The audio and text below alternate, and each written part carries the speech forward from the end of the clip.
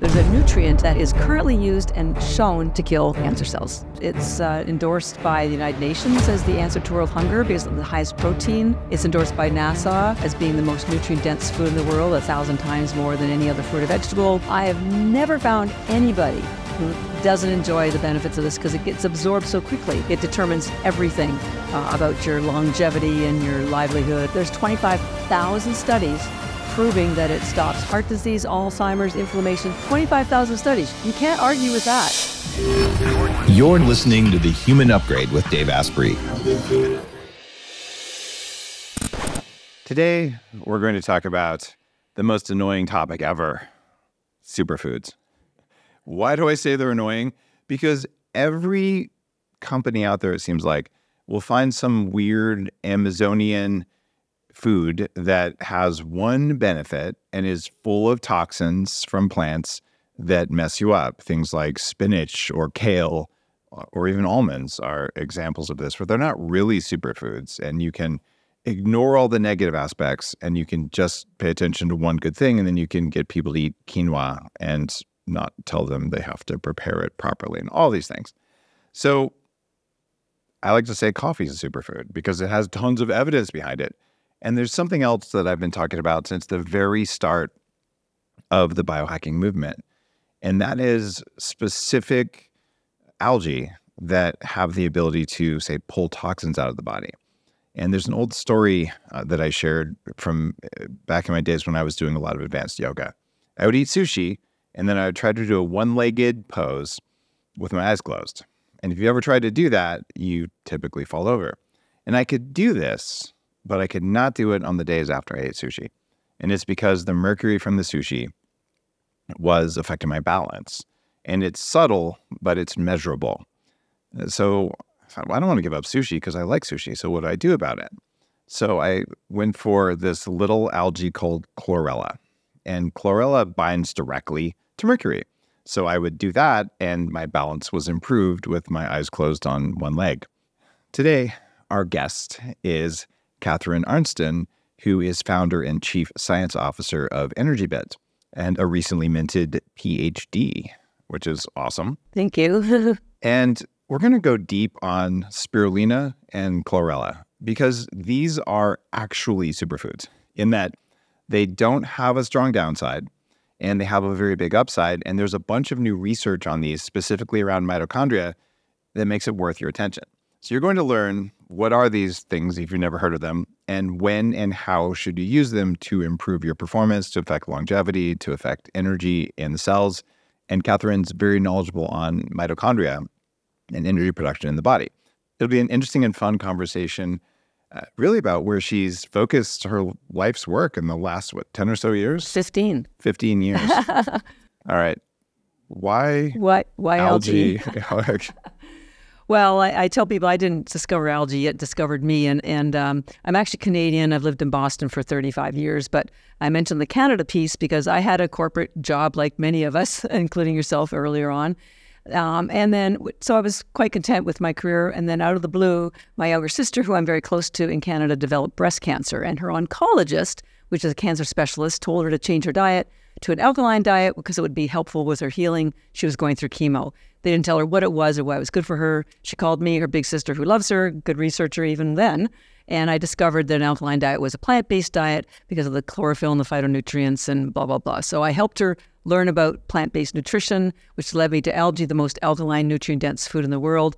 Also, there was a German scientist back in the 40s by the name of Otto Warburg, who discovered that cancer cannot exist in cells that are slightly alkaline. So I think that was the other reason why her oncologist wanted her to have an alkaline diet. So anyways, I just learned about algae and discovered that because it has so many nutrients in it, it's endorsed by the United Nations as the answer to world hunger because of the highest protein. It's endorsed by NASA as being the most nutrient-dense food in the world, 1,000 times more than any other fruit or vegetable. What about liver? Is it more nutrient-dense than liver? Depends on which nutrients, I guess. I actually stand corrected because their reference was fruits or vegetables, which of course liver is not. Got it. Okay. But also it's been used safely and daily in Asia for over 60 years, where it is a multi-billion-dollar agricultural crop. So it had all these healing properties. We're going to talk about some of them, the mitochondria health, the reduced inflammation, improved ATP production, brain health. But all these benefits have not been explained here in North America because it's not grown here. People here don't know. They know it's a superfood. They know it's got protein and chlorophyll, but they have no idea of the deep science behind what it does for mitochondrial health. And you and I and all your community know mitochondria are where the rubber hits the road. It determines everything about your longevity and your livelihood and your ability to not have chronic disease or accelerated aging. So I've been doing a deep dive for 15 years on mitochondrial health and why the nutrients in algae, particularly spirulina, are documented to facilitate better mitochondrial health. And there's two in particular, but we'll talk about a number of them. But one is an antioxidant called superoxide dismutase, also known as SOD. And the other one is a blue pigment. Spirulina is a blue pigment, green algae called Phycocyanin. Superoxide dismutase, there's 25,000 studies proving that it stops heart disease, Alzheimer's, inflammation. 25,000 studies. You can't argue with that. And same with Phycocyanin. They use it now to kill cancer cells. They use it now. So there's a couple things we need to chat about in the conversation. Yeah. First one, alkaline diets. Isn't that like 1970s I know, stuff? I know. Can I just take some baking soda? You could, I guess. Yeah. But it's more, the whole idea is that when your cells, because this range goes from 0 to 14, and so anything But over... not inside cells, right? Yes, your inside cells cells. can't go from 0 to 14. No, but that is the range of alkalinity. Oh, of course, right. And your cells would never be 14 or 0, or you would basically be dead.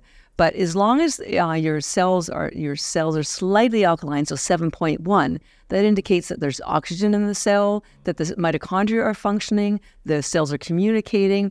And so this is one of the reasons that helps prevent cancer cells from growing, or frankly, any cells. How would we know if our cells were alkaline or not? That's a good question. Well, there are tests that you can do, but it's But urine consumers tests don't have access to those. We can test our urine and saliva or sweat, but they're not good indicators of a cell pH. I'm not an expert on alkalinity. I just know that's what got me started in my research, and I didn't stay in alkaline research. It was just a milestone to get me where I am now. So got it. So for listeners, I also went down the acid alkaline thing for a long period of time. It was one of the reasons I even tried a disastrous 18 months of becoming a vegan, then a raw vegan. And the reality is that your body regulates your blood alkalinity very, very carefully because you die if it's off a little bit. Correct. And it's called breathing that does that. It's carbon dioxide is how you do it. So people will say, well, this food, which is acidic, like a lemon or a lime, but eventually it becomes alkaline in the cell. And it's true, citric acid does that.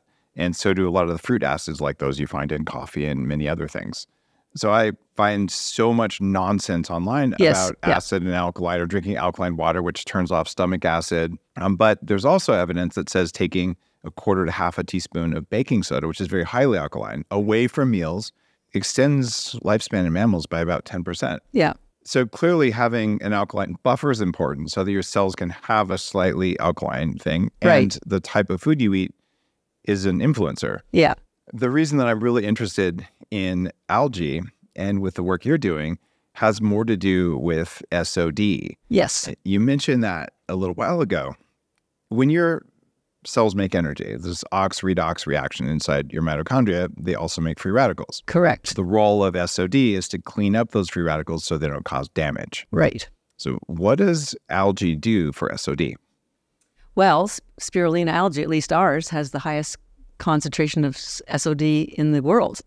And we have lab tests that prove that. So there's so much research, and you're right about the SOD. The reason why superoxide dismutase is so important is because, as you mentioned, it neutralizes free radicals. The most damaging free radical is called superoxide. And I was curious about, well, what makes it so damaging? It's because it has 3 unpaired electrons. Most free radicals have 1. So superoxide, which is predominantly produced, I think only produced in the mitochondria, is extraordinarily damaging. So when you have this antioxidant called superoxide dismutase that neutralizes it better than anything else, it has a great impact. But the problem is, well, here's the good news. Your body makes superoxide dismutase from the moment you're born. But just like a lot of things like melatonin, hormones, your body slows down the production of superoxide dismutase after you hit 30, and by the time you're 40, there's virtually zero. So up until then, your mitochondria DNA, which are inside the mitochondria themselves, have been protected from these free radicals thanks to your body generating superoxide dismutase. But after 40, the way I describe it is think of superoxide dismutase like a big golf umbrella. A byproduct of ATP is free radicals. You can't stop it. But if you have this superoxide dismutase, it behaves like a large umbrella, basically protecting you. Because if you've had one of those big golf umbrellas, you're in the middle of a rainstorm, you're good to go. So while you're up to 30, you're protected from these free radicals. Once you hit 40, there's fewer of the superoxide dismutase being produced. So that big golf umbrella is now about the size of a totes umbrella. And then by the time you hit 40, it's like a cocktail umbrella. No more protection. And the problem is you can't find it in therapeutic amounts in food. And there are a few SOD supplements, but they have found that they get damaged in the stomach-gut lining. Now, spirulina is a bacteria. It's a cyanobacteria. And why is that important in the conversation of SOD? Because as a bacteria, it has no cellulose wall. So there's nothing for your body to break down to get access to it. If you chew it like I do, although most people do swallow it, it's absorbed into your bloodstream instantly. Swallowing takes about maybe 5 or 10 minutes. So all the nutrients, including the 40 vitamins and minerals, but particularly the superoxide dismutase, gets into the bloodstream and gets directed to the mitochondria. It's where it can do amazing things. Is the SOD directly present in Yes. spirulina? Yes. Or is it causing my body to make more? No, it's directly present. But here's the catch. Superoxide dismutase, which is an antioxidant, is also an enzyme. And so what happens with the other algae companies that are lower price and lower quality, they need to get to market quickly. So they've been always using high heat to dry their algae so they can cut corners and get to market quickly.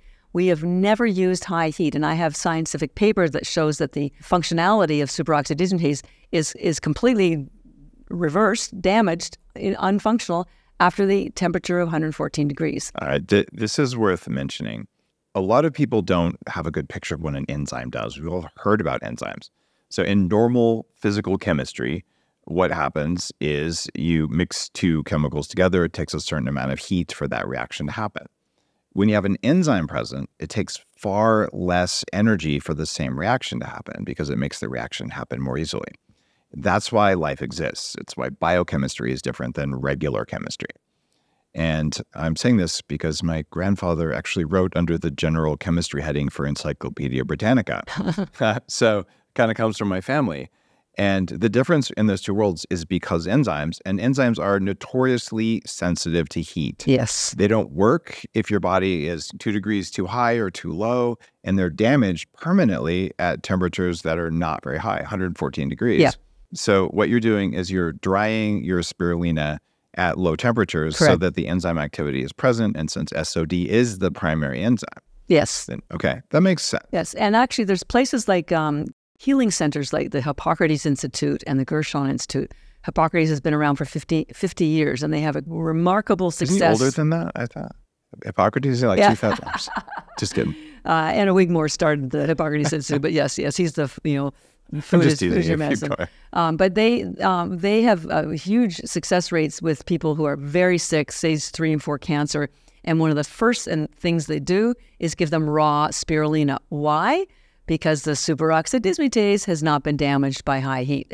We hope to be working with them because once the patients leave, it's hard for them to continue taking raw spirulina. So because ours is raw, we're hoping to be able to work with them. But yeah, this is a very, very critical antioxidant. And when you see that there are 25,000 studies that have proven the validity of superoxide dismutase to protect against chronic disease, heart disease, Alzheimer's, protect telomeres, but nobody knows that you can find it in spirulina if it's raw. Is there an issue with getting too much SOD? I can't imagine that ever happening because what happens in the mitochondria, as you know, is it's a very tightly controlled, and the electron transport chain is where the actual cellular energy is generated. And so it's very tightly controlled through calcium. And there's a molecule I want to talk about called cytochrome C.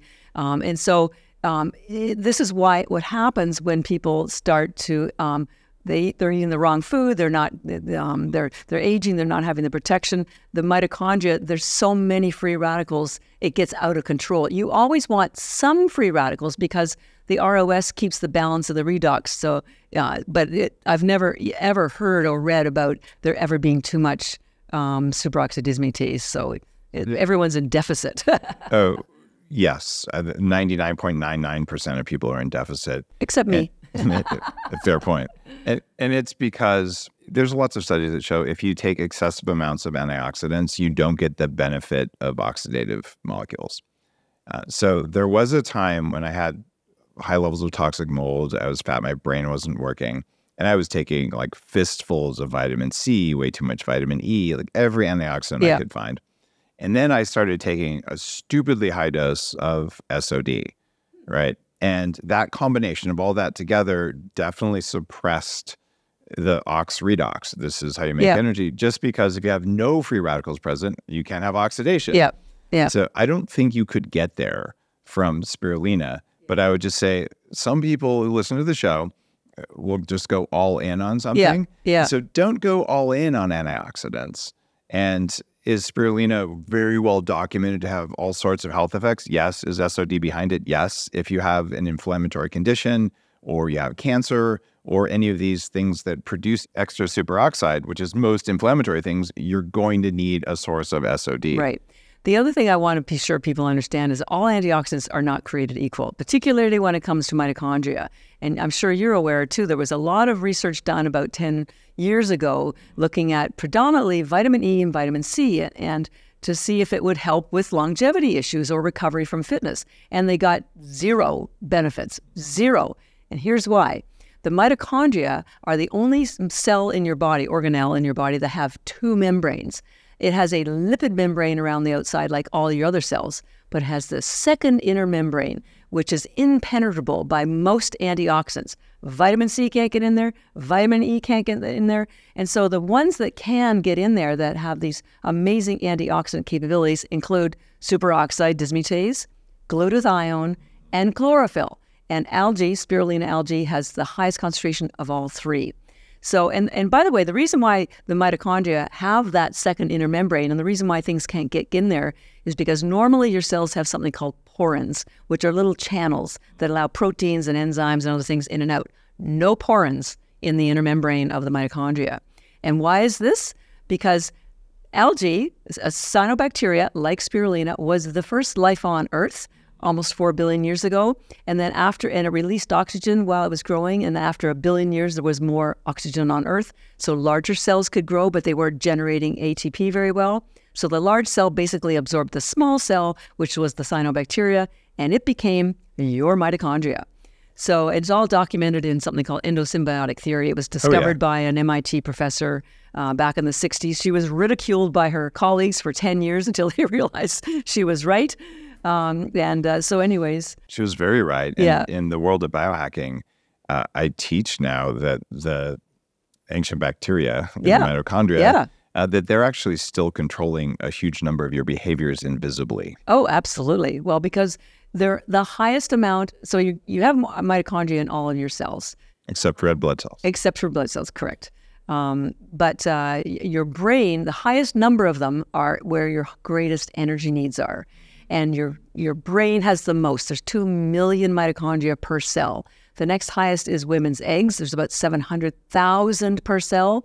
After that, it's your heart, which is about 7,000 per cell, and then muscles. So the first thing that improves... in the brain cells, what was the number? 2 million mitochondria per cell. Oh, per cell. In your brain.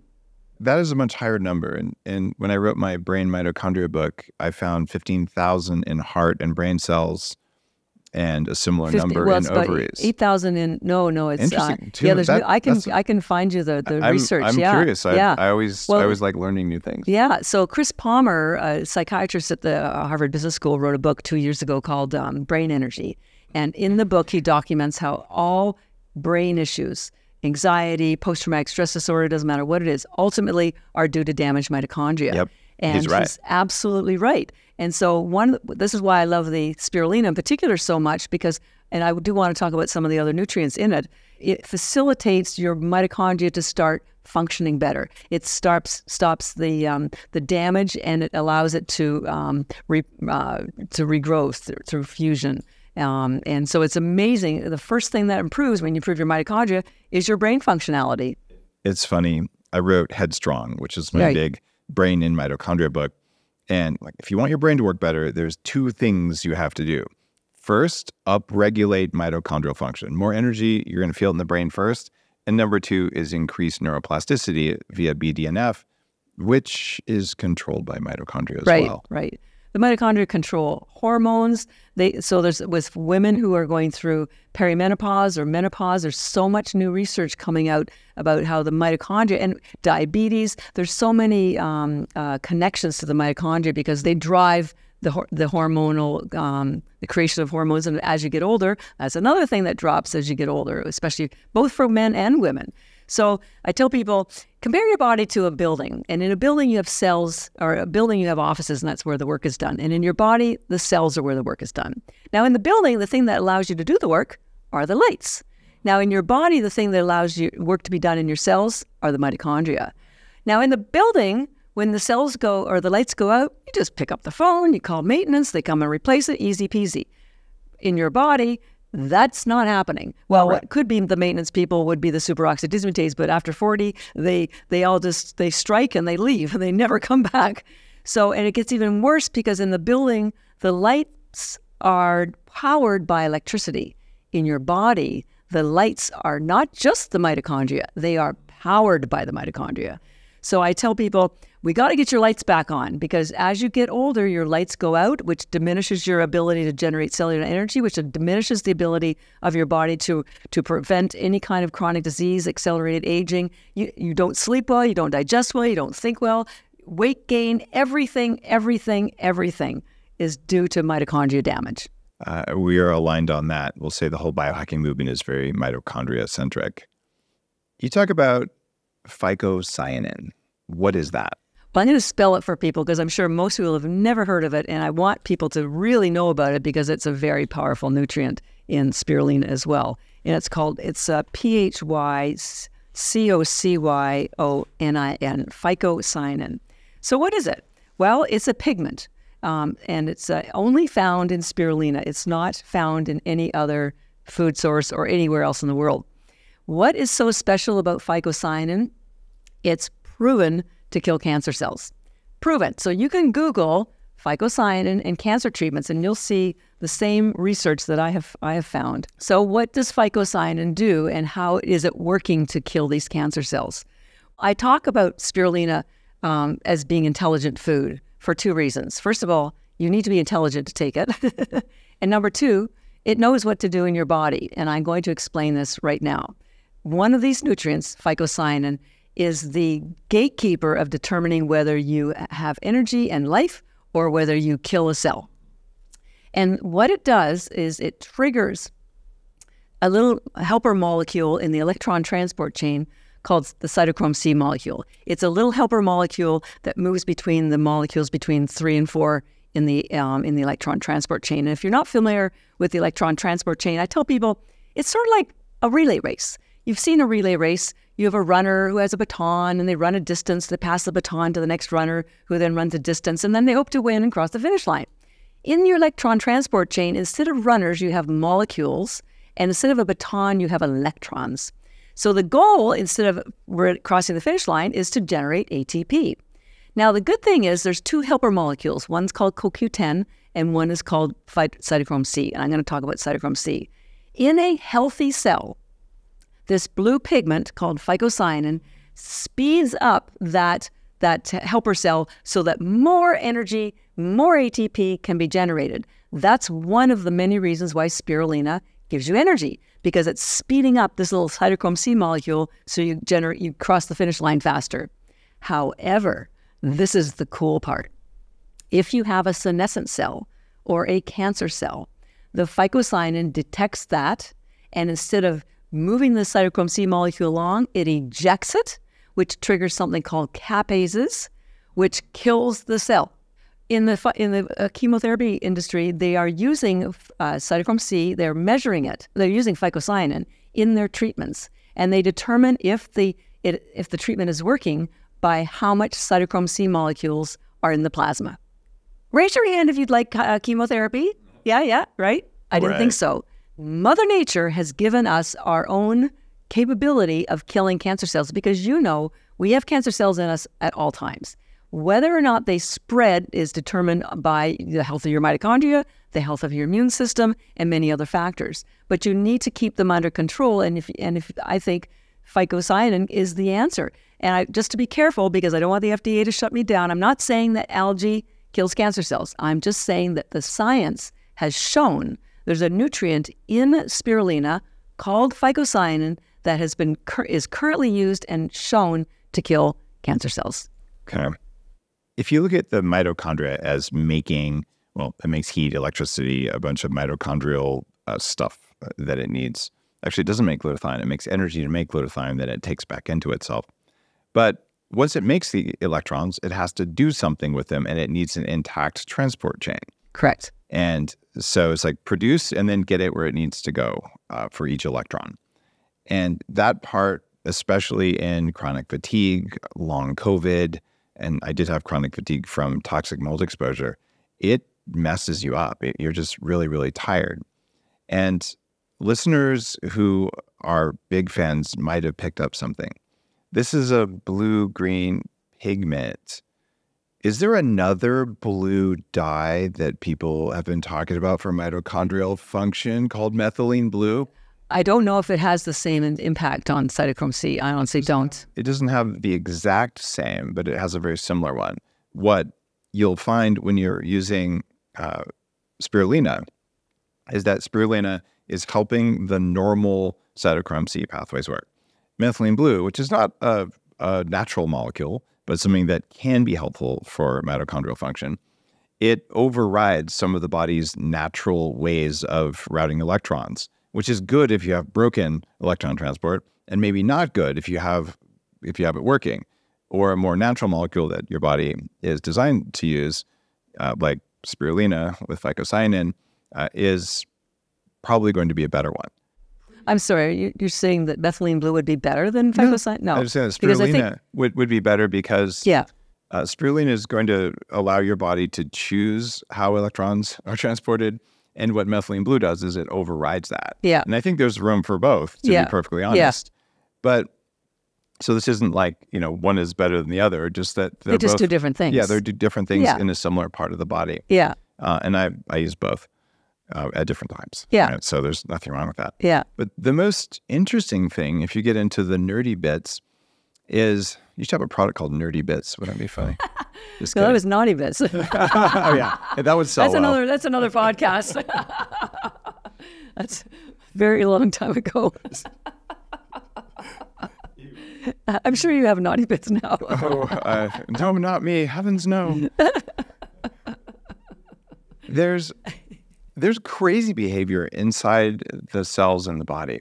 So when the body senses free ATP, which means a mitochondria somewhere blew up and spit out its ATP, it's basically a signal throughout the body that causes changes in all of the mitochondria. Yeah. And when there's a dysfunctional mitochondria that goes through the process you just described, it's basically tossing out pieces of itself, which is a signal to all the others, because mitochondria are a distributed intelligence. They're ancient bacteria, but they all vote and they all talk to each other and they can fuse together and they can move around where you need more energy. It's actually incredibly complex and brilliant and elegant. And if you're saying, well, here's more of a compound that you need in order to transport electrons, it just logically follows that, of course, you're going to have more energy. And the interesting thing is that, well, I'm just going to be blunt. Maybe I have a little bit of a bias. I fell for the vegan nonsense. It broke my health. It took me a long time to recover from being vegan. I'm not vegan. I know you're not. Yeah. Don't worry about that. Give me a good steak. But the spirulina algae is like part of that, like weird, I'll be blunt, weird 1970s, like jog until you drop and like drink some green juice kind of vibe. So I've always had this like, I don't really know. But in addition to all the science you just talked about, you did a new clinical trial. And this is a trial using technology that we talked about at the Biohacking conference. Right. And this is out of UC San Diego. Dr. Hemal Patel, who's been on the show, Correct. is just a brilliant biologist. I've personally visited his lab. I've done the MeHealth screening. So you looked at what happens when people take the ENERGYbits spirulina. Right. And after 7 days, what did you guys find? I know it's not published yet, but you can probably tell me. So after reading literally 60,000 studies on science, the different benefits of spirulina, including the mitochondrial health and inflammation, I thought, well, I need my own science. I need my own clinical trial because everything we do at ENERGYbits is science-based, and I'm very science-based. So I met the folks from MeScreen at your conference. Sweet. Yeah, they were right beside me. That's biohackingconference.com. Biohacking, yes. Join us in Austin next year. Absolutely. We'll be there. We're already signed up. We've been there for years. And they have developed this unique, unbelievable study or capability using a simple blood test that you can go online to buy at mescreen.com, and it will determine, there's different markers that will tell you the health of your mitochondria. So I said, I want to work with you. So we lined up a small clinical trial. We want to do a larger one, but we needed to get something quickly under our belt. So it was a small group of people. They were over 50, all over 55, half women, half men. And all we did was give them spirulina algae tablets every day for 30 days. So they did a MeScreen test. These were specifically your ENERGYbits raw spirulina. Our particular brand, because there's lots of science out there, but I needed to know for sure about my brand. Okay. Because we are the ones that don't use high heat. So I knew there was some greater efficacy, or I sensed there was. Even anecdotally, we have people just telling us all these great things. So we did this test. We did a MeScreen test first to get a baseline of their mitochondrial health. Then they took the spirulina algae every day for 30 days, but we did a MeScreen test at 7 days and another one after 30 days. And so we have the data back now from the first 7 days. And Hemal Patel's team has been analyzing the data for us. And what he has found is that there's a variety of different markers, but the production of energy through ATP production versus glycolysis was dramatically improved. The maximum mitochondrial respiration increased almost 20%. The spare capacity of mitochondrial respiration increased almost 20%. We mentioned the increase in mitochondria ATP versus glycolysis increased almost 15%. And then the number of ROS decreased both at a basal and a stressed level. And what I want to do is read the summary that a quote from Dr. Patel, who gave me the authority to share this with people. And he said, "The only other time I have seen such dramatic improvements in mitochondrial health was in an intermittent fasting clinical trial we did last year. In that study, it took 3 months for the 70 participants to achieve the same level of improved mitochondrial health that was achieved in just 7 days by participants taking ENERGYbits spirulina tablets." So, and now this is the early research. We don't know what the results are going to be, but and because the thing with intermittent fasting is you're shortening your eating window, so there is fewer free radicals being released in the ATP production. So that allows the cell to go through autophagy and also to stimulate apoptosis, which is the healthy, non-inflammatory growth of your mitochondria. So now, not only does the phycocyanin improve the cell health, the superoxide dismutase in the spirulina increase the ability of the electron transport chain to work better. There's glutathione that reduces ROS. This phycocyanin is also an antioxidant which reduces ROS. So, all of these things work together to also improve autophagy and apoptosis. So I was pretty excited. I was like, it was like Christmas for me. It's like, oh my gosh. All the stuff that you've seen now has some more data behind it. Yes.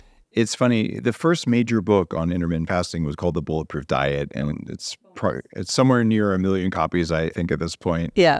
And it really helped to kick off the intermittent fasting trend. And it does work. There's abundant evidence that it works. But like you said, it takes 3 months. Yeah. And I have a pretty good track record of figuring out what improves mitochondrial function. Right. And throughout the last couple of years, I've had several different companies come on with new molecules or new data on old molecules, or molecules in ENERGYbits case where it's processed differently, where you can get a 10 or a 20% increase in mitochondrial function without having to skip breakfast, without having to skip dinner. And so you might want to do all of the above, but you might not need to. And frankly, if you can get it in less work and less time, there's nothing that says you can't stack these together. Work smarter, not harder, right? Exactly, right. I think we're checking all your boxes of all your books, so this is great. Yeah, and so there's so many things that we know now and that are available now. And if you're like, I feel like crap all the time and my brain doesn't work, 20% better, well, try this stuff for a week and see if you notice a difference. Yeah. But here's the weird thing. Many people won't notice a difference. Do you know why? They're stupid. Not at all. They're dead. Well, that's part of it. They won't notice a difference because when something comes back online, you're like, oh, this is how I always feel.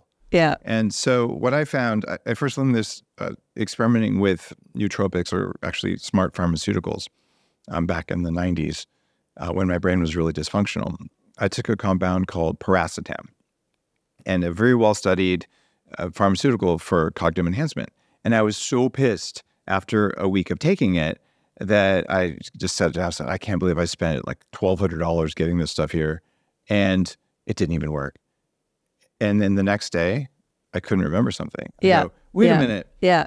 Yesterday, I couldn't remember things. So what it feels like, unless you're really chronic fatigued out, when your energy comes back online, you just feel more like yourself. And then I would say try it for a week or two.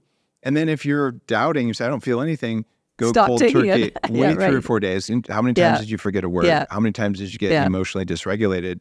So sometimes turning it back on is hard to feel, but then losing it again is more noticeable. We found that people, when they notice that plunge in brain focus, efficacy, energy, after a day of stopping to take it, we have people writing in testimonials. We don't even ask them. This one woman, she had terrible Alzheimer's, and she wrote and said, I couldn't even remember where I lived. I couldn't function the microwave, and I had been taking your algae, and then I even forgot. I stopped, and then I forgot about them. So she said, my partner reminded me to take them, and she said within 24 hours, her brain was functioning again. And so it doesn't take long. And we had another woman who was 86 write us, and she said she had been incontinent and she couldn't sleep longer than an hour. She had no energy, and then she started taking these, and her continence went away. She was able to sleep 5 hours, and she wrote us, this is the exact testimonial. She said, today, I walked 3 miles. I went to see my great-grandson at school. I went to visit a friend in nursing home.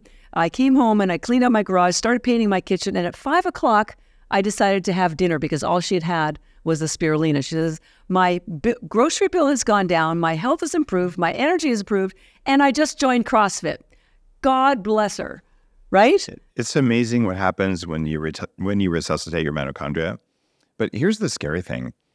48% of people under age 40 have early onset mitochondrial dysfunction, according to studies in one of my books. And everyone over age 40 has it. We just call it aging. Yeah. But you can resuscitate them, and this is an effective way to do that. Yeah. And I want to be clear, there are many ways in biohacking. You can use red light, you can use sunlight, and circadian you should biology. Stack them. Stack them all. But 20% in 7 days is very impressive. Yes, that's I have to say. That's why Hemel came up with this quote. And we can't wait to get the rest of the data. We can't wait to do another one. And again, it was about our particular brand.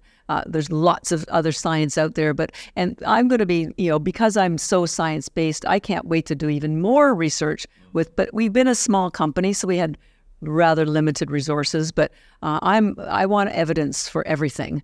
And so that's our future trajectory for sure. I want to make a contribution to the science-based, the knowledge that's out there, because the reality is Mother Nature created algae. I did not.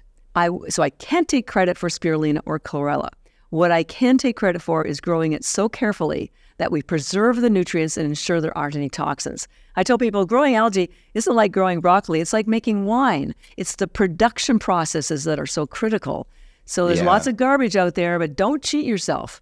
There's something worth noting. One of the reasons I'm cautious around spirulina, unless I know where it comes from, is that there's a toxic form of blue-green algae. Yes. And some of the places where they grow it, even some of the fancy brands, they're in the same water that has the toxic strains, and these are really bad for you. In fact, they make a toxin similar to mold toxins. And I've had experiences where I've tried a spirulina drink at some vegan place, and then my brain just shut down. What just happened? Because I'm sensitive to those toxins. And I've never had that experience at all with ENERGYbits because you control your production. Because we grow it in fresh water. So what the toxin in particular you're talking about they're mycotoxins, and they are found in wild bodies of water, like the ocean and like Klamath Lake. There's a company that grows it in Klamath Lake. I have scientific papers that tested algae grown in Klamath Lake, and it shows there are mycotoxins. It took me 2 years to find a lab that tests for mycotoxins. We send ours every batch to them, and we never have any because we sell through doctors' offices, biohacking clinics, online, of course. But we want, we have people's health as our priority, and so we make sure that there are none because it's grown in fresh water. And it's also important. You're talking about microtoxins. Yes. These are very small molecule toxins. It's different than mycotoxins, which are fungal-derived toxins. But the mycotoxins are also small molecules. So technically, fungus makes mycotoxins that are microtoxins, and algae makes microtoxins that have a similar effect. So just to avoid confusing people. And it's funny because you're talking about this precision growing of algae. Well, what do you think makes Danger Coffee different? Right. Precision growing and processing of the beans where you control the whole process so that you don't get toxin formation. Right. And then you feel good when you drink it. Yeah. So it's a similar mindset. You just have to really pay almost an absurd level of attention, including the temperature that you're drying it at and everything to get the results. And that's why I have so much admiration for you, Dave, and your conference, because every vendor who's at your conference, and so far that I've observed, and certainly the people that are there, have gone the extra mile to make sure they are very careful. The food supply that's out there now, it's a minefield. I mean, I literally, even Whole Foods, I can't buy almost anything there anymore. Everything is so toxic. It's full of seed oils. I'm amazed everybody isn't dead in America because the food supply is harming us. There's no question. Well, there's such strong evidence for it, and it's different in the U.S. than it is in other countries too. Yeah. That's a very weird situation. So maybe there's some kind of political solution for that. If not, it's just going to come from people not buying stuff with seed oils and a lot of toxins. Well, we have to educate them because they just don't know. And that's why I'm so proud of what I do and what my team does and I'm so grateful for what you do and what you're encouraging in the community, which is to, focus primarily on that excessively, not just excessively on that quality. It will take a while for the rest of the world to catch up. We're in the early adopter stage. There's no question. But that's okay. There's a lot of us. And because we're so healthy, hopefully we'll continue multiplying and there'll be more of us in another 5 years. Well, speaking of healthy, I want to ask you about one more thing. Talk to me about skin health and the algae that you make. Well, skin has mitochondria in it just like every other body part. There's only about 1,000 mitochondria in a fat or a skin cell. But you have free radicals that are causing damage. So spirulina is beauty we say it's beauty from the inside because it's nourishing your body at the cellular level. People pay so much money for creams and lotions topically. Some of them, it's a joke because like a collagen molecule is so large it can't get through the skin cell to be functional. But when you nourish your body and your skin from the inside, it's helping stop free radical damage. The chlorophyll is alkaline. It kills blemishes because blemishes are caused by bacteria. From the inside out. From the inside. It has a vitamin called K2, which moves excess calcium out of soft tissue, your brain, your blood vessels, your heart, and your skin. And K2, excess K2 will damage your elastin and your collagen. You mean excess calcium? Excess calcium. Yeah. So you need K2 to move it. And the other cool thing, because we know collagen helps with our skin, algae, I did the analysis, has more collagen in it than collagen powder. I did the analysis on a per amino acid basis. So it does have more collagen, it has more collagen building blocks in it. Yes, more amino acids. So up to 400% more of some of them. So that's just the reason I'm calling that out is there are brands. So I'm the guy who made collagen a $1 billion industry, right? And there are now companies out there saying this is vegan collagen, but it contains no collagen. It just has amino acids, right? Which is a problem because one of the things collagen does is it has di and tripeptides where the aminos are stuck together in a certain way that performs a signaling mechanism. So it does have strong amino acid availability within spirulina, but it's not the same as collagen. No, because it has all of the nutrients also that your body needs to make collagen. Yeah. And in collagen powder, it's missing tryptophan, and it's also missing zinc, I believe. So they add it in. It's all. No, we don't. Maybe you don't, but I've looked at some other. You don't want tryptophan. It's one of the reasons you want collagen. Well, it's not a complete protein, so... No, but you're getting other protein. Yeah. The idea is to change the ratio of tryptophan and methionine to glycine, and collagen's high in glycine. So what we're doing is we're manipulating ratios. So you want about 20 grams of collagen to do that. And does this have methionine and tryptophan in it? It has 18 of the 20 aminos, including the 9 your body can't make. So which are the 2 that aren't in there? Do you know? I don't know, actually. I'm so curious now. Yeah, but it does have all the 9 that your body can't make. So it does... It counts as a complete protein. Absolutely. Which is super cool. And the other important thing is that it's bioavailable. Because spirulina, again, is a bacteria, no cellulose wall for your body to break down. It's absorbed almost instantly. Chlorella does have a hard cell wall. That hard cell is what attaches to toxins, like mercury, that allows you to do your tree pose in yoga. But it takes about an hour and a half to be fully absorbed. And for anyone who is listening, who is still having the occasional cocktail, wine, beer, spirits, one of the toxins chlorella pulls out is alcohol because your body converts it into toxins. So I know we talked mostly about spirulina. Chlorella is equally powerful for different reasons. It's very much a cleansing, detoxing, gut health algae, whereas spirulina is a mitochondrial, brain function, energizing algae and very nourishing. I call spirulina your nutritional insurance because whatever you eat afterwards, if you take 10 tablets a day, you've covered your bases. 30 a day would be for sort of therapeutic dose. Got it. And for chlorella, 10 a day will give you the chlorophyll and all the other high glutathione, but 30 would be for detox purposes. Let's talk about dose timing. So with spirulina, you take 10 normally or 30 if you're on an aggressive protocol. Do you take this empty stomach in the morning, at night? When do you do it? Empty stomach is fantastic. And most people I've talked to can't take supplements on an empty stomach. It's going to make them nauseous, including myself. But you have to remember, this is not a supplement. This is food.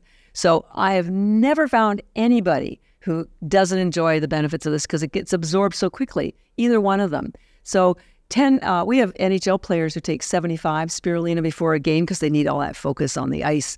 And they take 75 chlorella after the game to pull out all the lactic acid so they have a faster recovery. There's something else really important.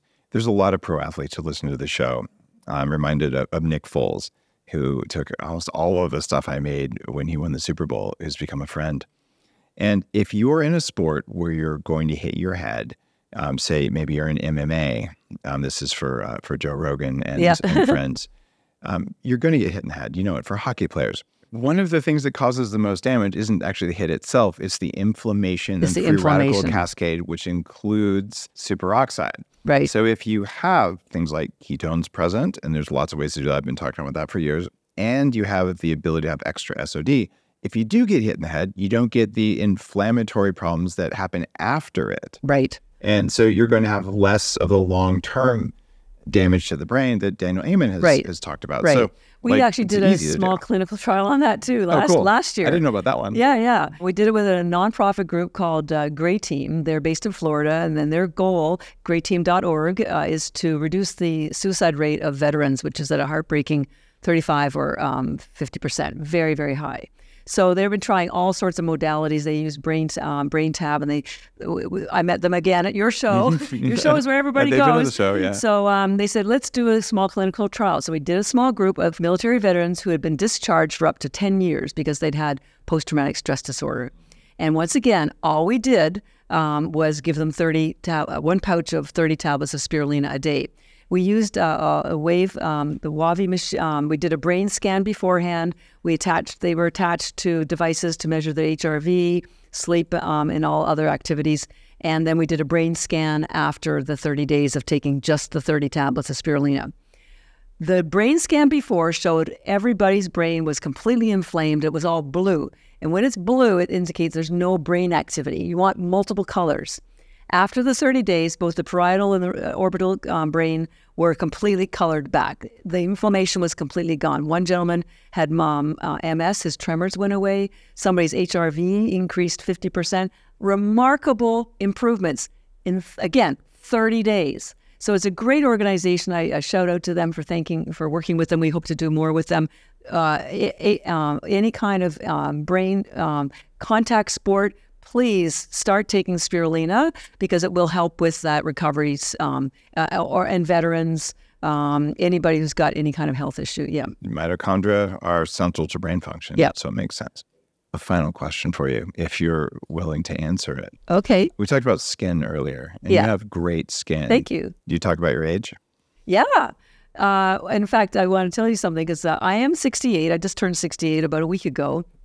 And a couple of years ago, also at your show, I met at the Brain. I'm very close to the Brain Tap folks, Patrick Porter. They're friends. And normally they do these tests to establish some markers of someone's biological age, and then they use the Brain Tap to see how it improves. But in my case, they said, let's do a test with you, then take your spirulina and your chlorella, and come back an hour later, and we'll test you again. So we did that, and using their device and their markers, my biological age was 30. My chronological age at the time was 65, biological 30. So I want to have a showdown with Brian Johnson, who's been spending $5 million. I applaud him for doing all this great stuff. Or $2 million a year, but $5 million collectively. And he's taken a year and a half off his age. No, way more than that. Oh, maybe I'm reading an old article. But in the equivalent of an hour and $12, I knocked 30 years off my age. So as measured by these heart rate variability? There were lots of different markers that I'd have to check with the Brain Tap with folks. But I'm going to do the test with... True age? Yes. Cool. And I'm going to... Because they have a leaderboard. So I'm going to do my test with him, and I'm going to get on their leaderboard, and then I'm going to see if Brian Johnson wants to have a showdown. Well, I mean... we'll get you involved, too. It's not really about a showdown with that. In the Aging Olympics, the way it's set up is that how rapidly can you reverse your age? Correct. And I'm very interested in how cost effectively and with as much convenience as possible can you reverse your age. So I spent $2.5 million reversing my age over 20-something years, which is still a huge amount of money. Yeah. But I don't think most people are going to spend a couple million dollars a year. And half of that is probably measuring it versus just doing it. Yeah. And so kudos to Brian. He's been on the show a couple times. He's a friend. We text. No, I think it's great. But not everybody has his resources. And so this is a great segue for me to tell people that, when you take 10 tablets a day, and I did the math because we sell them in these large bags of 1,000 tablets, and we have a discount for your community upgrade to give them 20% off. Oh, okay. So let's make that official. So go to ENERGYbits.com, use code upgrade. And here's what we worked out for you. It'll cost $1 a day if you take the doses we just talked about in order to give this a try. 20% mitochondrial improvement, totally worth doing. And I think you'll feel a difference. And if you do, you probably want to keep taking it because this is a cost-effective way to have more energy now and probably live a lot longer. There's a lot of science behind this. And if for all it's worth, I'm evidence that it works. You really are. It's hard to imagine that you're 68. I mean, your skin is ridiculously good. And you've been doing this for 15 years. 15 years. I don't think I've missed a single day in 15 years. And I have it in my handbags, my gym bags, my suitcases. I do eat real food. I do intermittent fasting, and I try to eat now one big meal a day. But this is my go-to. And I really want to help people understand the science of why it's working and then get it out to them. So there's a little add-on point I'm going to make here. Most women over 50, a single meal a day is not good for you because you can't get enough protein. The reason it's working for you is that you're getting a lot of amino acid availability from spirulina. Correct. So you're basically getting a protein boost. Yep. Otherwise, you probably weigh somewhere around 100-ish pounds. So you would need 100 grams of animal protein per day. Try and eat that in one meal. It's possible. I do it, but it's hard, and I'm a little bigger than you. Yeah. So I don't want to encourage most women over 50 to do one meal a day every day. It's probably going to age you because cortisol will go up. But if you're getting appropriate amino acids, you probably could do it. Or you might do 2 meals a day and add some spirulina because free aminos, they're actually more available than you're going to get from food unless you take enzymes with your food. Right. So just to make sure that we're covering all bases. Yes, and these are my personal choices. I'm not recommending them necessarily. Again, this is why I call spirulina your nutritional insurance. Yeah. It just gets you where you need to go, and then everything else is a bonus. And then chlorella, I call it your health insurance. It sort of make sure that you've got your immune system looked after and your chlorophyll needs. By the way, both of them are keto. They're great for carnivores. Why, you may ask? Because they have 0 lectins or oxalates. I don't know. They're not an animal. These carnivore people are pretty radical. But they part of the reason they went carnivore was because they had stomach issues, and a lot of that came from lectins and oxalates. It's lectins and oxalates. Chapter 1 of the Bulletproof Diet. Diet. Yeah. Well, I know you had. I just saw something about that recently. So it's. So I just want to ensure people, whether you're carnivore, vegan, paleo, ancestral, you don't get any older than algae. Yeah. Low carb, low cal. Yeah, it fits with every lifestyle. If we talk about carnivore, I did a carnivore thing for like 3 or 6 months before it was called carnivore, when I was edge testing the Bulletproof Diet before I published it. Yeah. And I felt great for a while. And then I started getting some autoimmune things when my gut bacteria got a little aggressive and gave me leaky gut. So I gave myself an egg allergy that way. And I see this happen reliably. And one way to help deal with that is your gut actually can ferment gelatin or collagen, which could help. But there are medicinal nutrients from plants that your body benefits from. And the reason we feel better eating meat and less plants is because most plants are really not that good for you, but some plants are useful and I would say even necessary. And so I like spirulina in particular because it has all the good stuff and there aren't any anti-nutrients or toxins that I'm aware of in it. Yeah. And so even something like oregano, which I'm a huge fan of, right? It has some anti-nutrients, but the benefits are so much higher that it's worth it. So this is one of those things, if you're carnivore-ish, I think this would be the right approach for you because it's got the green stuff and specifically you're not going to get polyphenols except in spirulina you do. Yeah. So carnivore plus polyphenols equals way better than just carnivore. Yeah. And that's why Dr. Stephen Gundry's endorsed us, and I've been on his podcast 2 or 3 times. He's a friend for years. He spoke at your conference again recently. That was in Beverly Hills, I think. Yep. So he loves our product, so I'm very grateful for him helping to share the benefits of it as well. So I will see you at the next Biohacking Conference, guys. Absolutely. Biohackingconference.com in May in Austin. We're expecting about 4,000 people and the biggest and best show ever. And so you can meet Catharine and you can hang out and ask her questions and she'll force spirulina on you aggressively without apology, as she should. Well, thank you, Dave. And a final note as we wind down the show, if you buy bulk spirulina powder, it doesn't work.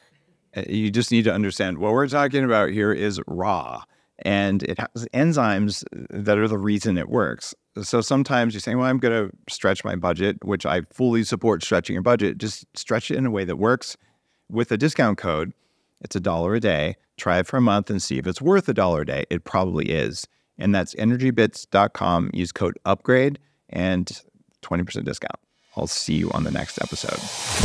See you next time on the Human Upgrade Podcast.